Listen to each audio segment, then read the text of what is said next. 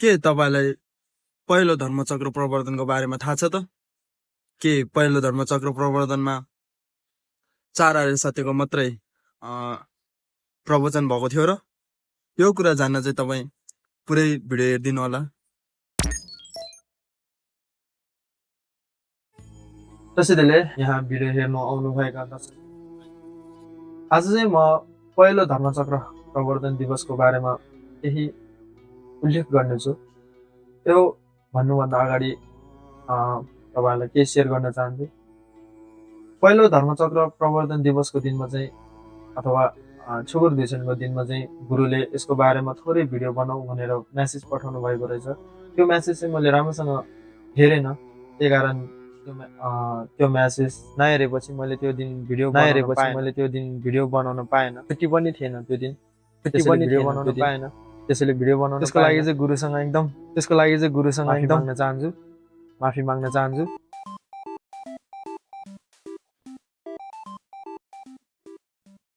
पहिलो धर्मचक्र प्रवर्तन चाहिँ बौद्ध धर्महरूको एकदम महत्त्वपूर्ण एउटा पर्व हो। यो चाहिँ टिबेटन क्यालेन्डर अनुसार 6 महिनाको 4 गते पर्न जान्छ। उहाँले 6 वर्षको कठोर तपस्यापछि बोधि प्राप्त गर्नुभयो र बोधि प्राप्त गर्नु भइसकेपछि उहाँले सोच्नुभयो कि मेरो ज्ञान चाहिँ मान्छेहरूलाई देखायो भने मेरो ज्ञान चाहिँ बुझ्दैन, त्यसैले उहाँले चाहिँ त्यो आफ्नो ज्ञान बोधि प्राप्त गर्ने ज्ञान चाहिँ देखाउनु भएन।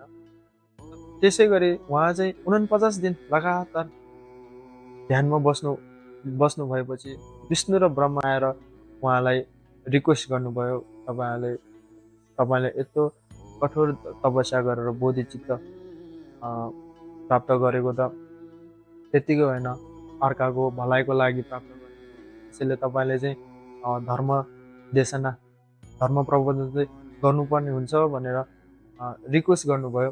त्यो पछि उहाँले पहिलो पटक प्रवचन दिनुभएको थियो।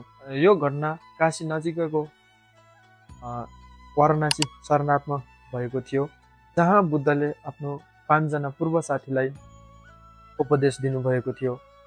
त्यसै उपदेशलाई पहिलो धर्मचक्र प्रवर्तन दिवस भनिन्छ, जसको अर्थ धर्मको चक्र घुमाउनु हो। धर्मचक्र प्रवर्तन दिवसले बौद्ध धर्मको सुरुवातलाई चिहिन्त गर्छ। यस दिन बुद्धले 4 आर्य सत्य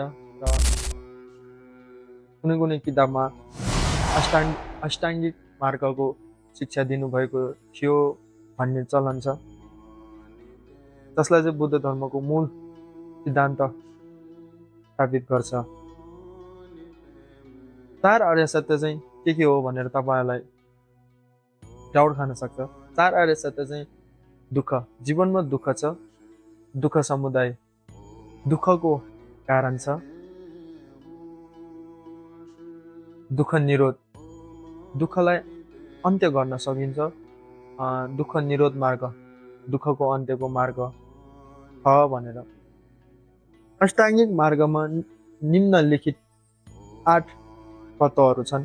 त्यो चाहिँ के हो भन्दा सही दृष्टि, सही सङ्कल्प, सही बानी, सही कर्म, सही आजीविका, सही प्रयास, सही स्मृति, सही समाधि भनेर यो चाहिँ अष्टाङ्गिक मार्ग 8वटा भनिन्छ।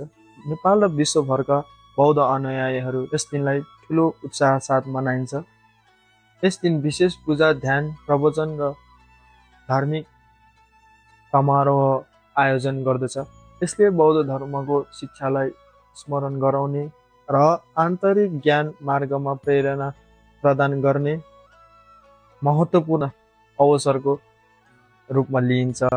यो चाहिँ पहिलो धर्मचक्र प्रवर्तन दिवसको बारेमा हो।